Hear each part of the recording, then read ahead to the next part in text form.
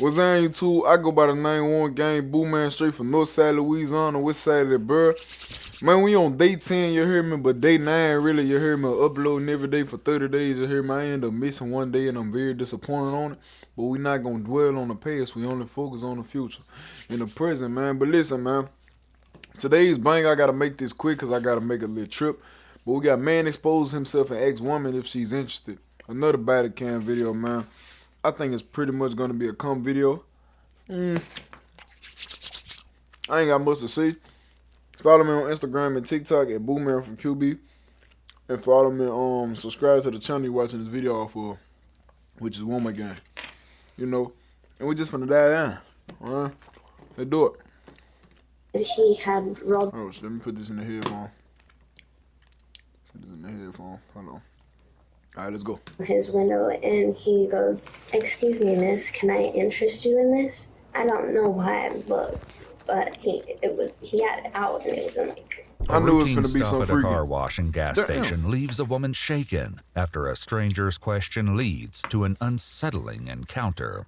It wasn't just that he flashed me his. It was in a clear plastic tube. Recently, What? it has been happening more. There has been something coming up in me. That's the pump. Yeah, the pump. Okay. Don't reach in there with your bare hands. The following is based on official police records released to date. What? And some of the footage has never been They bought seen pumping before and shit. until now.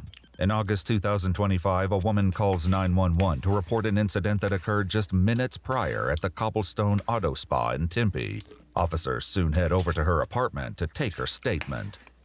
Alright, so can you tell me what happened? So I had just went through the car wash and I was at the vacuum stall. I was just wiping my car down with a towel, and he had already been parked for just a second. He was wiping his car down, I think, a minute ago. But then he had got back in his car, and I remember thinking for a second that was really fast because he had just barely parked and I wasn't finished. And so he was sitting in his car. As I was on my passenger side, he had rolled down his window and he goes, "Excuse me, miss, can I interest you in this?" And I don't know why I looked, but then he had it out, and it was in like a tube. He had a pump or something. Bro, this And man I is a just, freak I monster. just gasped, and then I got back in my car, and I don't know why I didn't yell for somebody else around or say something, but I was just in shock, and I left, and then I called 911. Okay. I'm sorry to make you or have you think about it, but can you describe what it looked like? I don't know how long, I guess he had it in there, but it was definitely. In an interview with a detective a few Freaky. weeks later, the victim would share a more detailed account of what she claims to have witnessed on the day of her report. It wasn't just that he flashed me his. It was also it was in a clear plastic tube, which I'm assuming is was a pump because it had then a tube coming from the end of it, and then a pump ball thing that he had in his hand, when they do your blood pressure. Okay. So What it was the in fuck? that. It wasn't just that, but he had that, I guess, in his car ready to go. Okay. And was he doing anything else with his manipulating them or anything like that? No, I think he might have shaken it a little bit, in the base, when I looked in, he moved it a little, but Okay. it didn't seem like he was I don't know, off or anything. Okay. And you said that the ball that led to the pump was in In his right hand. his right hand. Do you know? Yeah. Do you know what I his left just hand was came, doing? bro. His left hand was at the base of his, Okay. so he's holding Boy, I'm it. finna explode this. He's squeezing the little pump ball, about to squeeze it, bro. Bro, oh my god, bro. This is. Okay, that makes Yeah, sense. this shouldn't be funny, bro, but bro, oh my god. Police soon obtain security footage from the Cobblestone car wash. In it, the suspect is seen pulling into the empty vacuum bay to the victim's right while she's wiping her car down. He exits and re-enters his vehicle multiple times before finally sitting in the driver's seat. The victim appears to move toward the suspect's window before backing away abruptly. She then seemingly leaves in a hurry, stopping for a few seconds to take a picture of the suspect's license plate. The suspect then exits his vehicle and appears to readjust his shorts before driving away. The victim describes the suspect as a white male of medium build, approximately 35 years old with shoulder-length ginger hair. While she isn't sure about other Freaky details ginger. regarding his appearance, she is able to recall some key details about his car. And what specifically do you remember about the vehicle? It was a silver Honda Civic, and I remember seeing the stickers on it. He had a sticker on the back that says Chief Stalker, and then he had one on the driver's side and two on the back that say Fight Ready, which is a gym. The detective is soon able to locate the car's registered owner and works on putting together a clearer picture of the suspect through a photo lineup. According to police reports, the victim didn't appear to recognize any of the men in the photos. The detective soon learns why after the vehicle's owner returns his call. I understand that this might be a bit of a weird phone call, but I have a report that came across my desk and it involves your Honda Civic.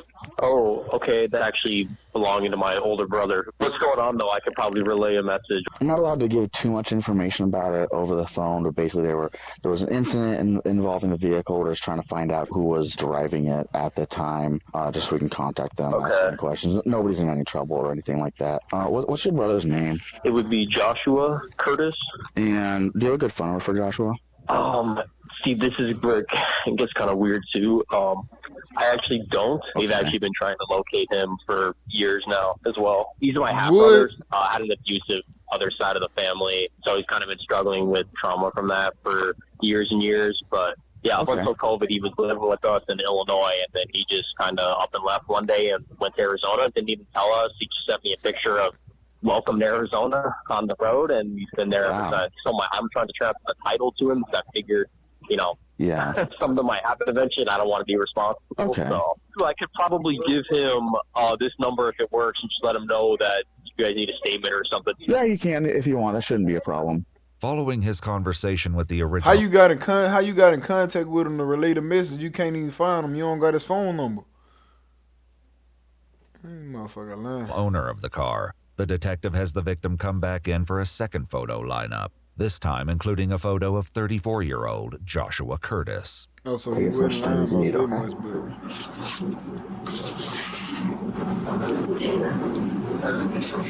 but... And let's see, we're at the one in number 3. Now number 3 and 6 look kind of similar. I think it's 6. Not think. His face wasn't that slim. Okay. According to police reports, the victim identifies Joshua as the man from the car wash in the second photo lineup. In the meantime, Joshua contacts the detective after his brother informed him they were looking for him. How did he I'm not allowed to give a lot of information about over the phone because of the nature of the investigation, but there was something that happened here in Tempe, and based off of some video canvassing we did, we believe that you may have witnessed what happened. If you'd be willing to just let us know if you saw or heard anything like that. I mean, yeah, I'm totally willing. I mean, ideally, I wouldn't like to disrupt my schedule. I don't remember witnessing anything. What was the time? What's the circumstances? I'll be happy to offer up any info. It would have been a few weeks ago. Like I said, I'm not, because of the nature of the investigation, I'm not allowed to give a lot over the phone, but once we talk in person, I can do that. Is it legal to like decline? I mean, yeah, not beneficial to me in some sort of way. You know what I mean? Yeah. I mean, you're just considered a witness. I mean, it's not like we can't like force you to say anything or anything like that. While initially reluctant, Joshua eventually agrees to meet with detectives. They make their way over to Joshua's apartment to finally chat with him. Hello. Hi. So, what you got? You can sit down, make yourself comfortable, or whatever. However you want. For you guys. Yeah. So, or do you guys want to stand, or? We can probably sit.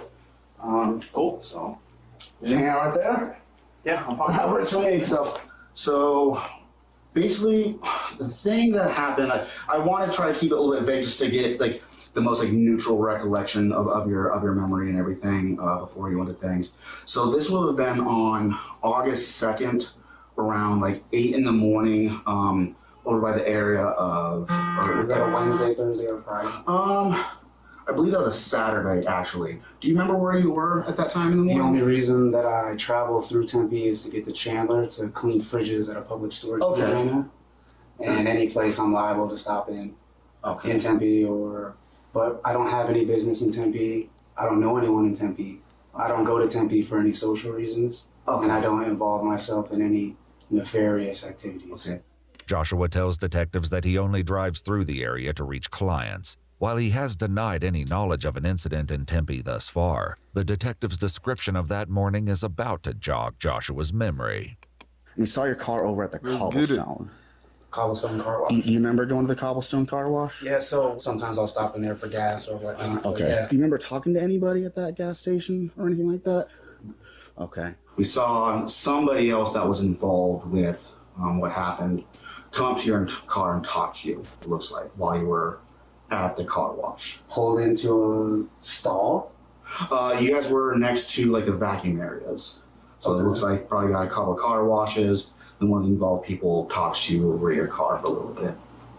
Doesn't ring a bell. Doesn't ring a bell? Okay. So, and we were able to identify that person, talk to them, and what they told us was that they had seen you in the car with a pump on. Pump. Got you. Bro! Now it's more clear. Looking That would be the reason that sometimes I would pull in, would just to sit there and look at people and boom. What? This man telling me he pulled through the car wash every day and just squeezing that bit about to blow the test. Alright, bro. Joshua, now far more forthcoming with information regarding his proclivities, recounts the incident and shares what he believes triggered this behavior. Tell me about everything that happened from start to finish. I pulled in to the parking spot and there was cars on both sides of me, and I rolled down the window and I said, "Hey, would you have any interest in this?" And she leaned in and then left. And what did that person see when she leaned in? Okay. Yo. And then after they left, what happened? I left. Okay. You said that that's kind of a common thing for you to do, like basically with the pump, or just looking at people, or? Recently, it has been happening more. There has been something coming up in me, but in no way, shape, or form has anything else other than that happened. Okay. How long have these feelings been going on? Couple months. Is there anything that has triggered it or something like that? Like anything in your past, or? There have been gas station bills that I found. Okay. Find them and yo, he trying to write no bill. Behaviors and certain tendencies. Okay. And it's something that I'm analyzing and going over in myself. Don't ask me how I knew. I knew that this was in some way, shape, or form connected to that. Yeah. I figured you knew. That's why I kind of got things. So I apologize for a little bit of misdirection, but you don't have to apologize. Yeah, I appreciate you being honest with us now. So what now? What do we do? Well, so a few questions to talk to you about, if you don't mind. So your girlfriend, so I'm still a little confused. Does she live here or not live here? She does live here. She's at work right now. Okay. And you said that there was a significant age gap. Yeah. How old is she? 34. Okay. We wouldn't even be in a relationship if she didn't need help. Okay. But she's not like 15 or anything like that. She's 20. She's 20. Okay. That's the reason I asked, because, the apartment's in her name. Yeah, just, as a SVU and Friends Detective, those are things that I have to ask about just to make sure. Okay. I'm trapped in a situation that I don't want to be in, and I'm ready to go back out into the world, and I'm kind of undeveloped in that area, and maybe the ways that I try to go about it, I'm in the beginning of a learning process, I think is the most accurate way that I would describe it. What exactly were you doing that morning? Well, this one works by pump you take the air out of it, and then it creates blood flow to it, creating a hardness, a bigness. Okay. Was it on your? Yeah, it was. Okay. Where is the pump now? In my backpack. In that black backpack right there? Would you like me to go? Okay. We'll grab it here in a little bit. Do you have any other pumps anywhere? No, sir. Okay. Is it okay if Detective Contos goes and grabs it, or do you have gloves with you? I do not. I can grab it for you. So you need just 1 minute, okay? So you are going to be placed under arrest, okay? Yeah. For indecency. Indecency. Do you have gloves done? Yep. Okay. It's in the backpack over here. Man, what this man? He kept it real though, but he freaking man. So not that back. Right. Okay, it's in that one. Okay.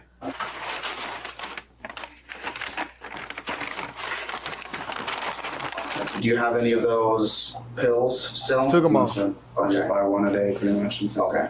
All right. Do you know like what brand they Rhino. are or anything like I'm that? already knowing. Rhino. Is what they're called? Rhino. And how many I'm already do you normally knowing. take? One a day. One. That's it. Okay. Cool. The detectives drive Joshua and This his man, pump now to the he's Tempe top. City Jail. Yo, man, I knew it was the Rhino pills. Man, I heard them more That's the dangerous, pump. cuz. Yeah. The property. Okay. I never used one, bitch. Don't reach in there with your bare hands. Before taking him in, they ask him one last thing. All right, Josh. So before I go in there real quick, again, I just want to really thank you for being cooperative, open and honest with everything. That says a lot about you, that you're actually able to own up to those things, okay? I know it can be pretty Yeah, tough. because you pretty spooky for owning up to that. With that in mind, you know, the girl was pretty shooken up about all of this. It sounds like you're, you know, taking responsibility, pretty apologetic guy. Is there anything that you would want to say to her or anything like that? I'm sorry. It won't happen to another. She ain't gonna be able to. Well, you will. Probably. Anything else you want to say to her? Sixth offender. It wasn't right to invade her experience that way or anyone else's experience that way, and that's what I'm in the process of learning, and it won't happen again. Would you be willing to write that down so we can give that to her? Okay. Joshua takes the detective up on his suggestion and pins a letter to the victim, opening with the statement, "I write this message to you from the shame of a jail cell."